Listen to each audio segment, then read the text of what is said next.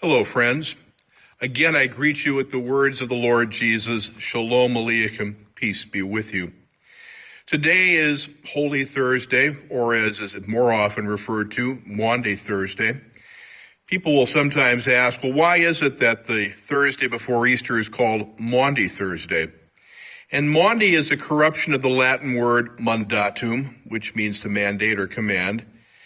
And it stems from Jesus' command to his disciples on that last night of his life, love one another as I have loved you. On Maundy Thursday, Jesus has the Last Supper with his disciples. In the Gospels of Matthew, Mark, and Luke, the supper is clearly the Passover meal.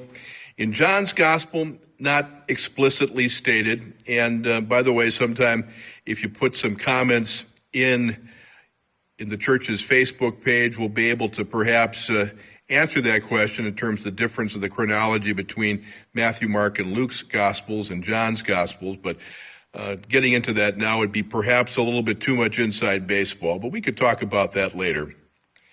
Jesus broke bread with his disciples for one last time, and after the meal was finished, he and his disciples went up to the Mount of Olives, to the Garden of Gethsemane, the place of the olive press. And there, Jesus took a little bit further the inner circle of his disciples, Peter, James, and John, and he prayed. The Gospels tell us that Jesus was in extreme anguish over the path that lay ahead of him.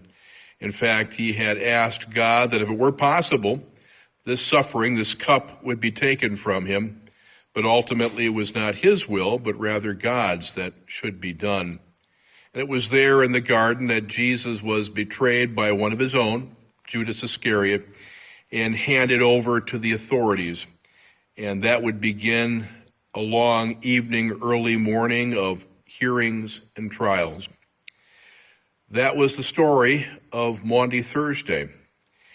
And until we have a chance to meet again, Shalom Aleichem, peace be with you.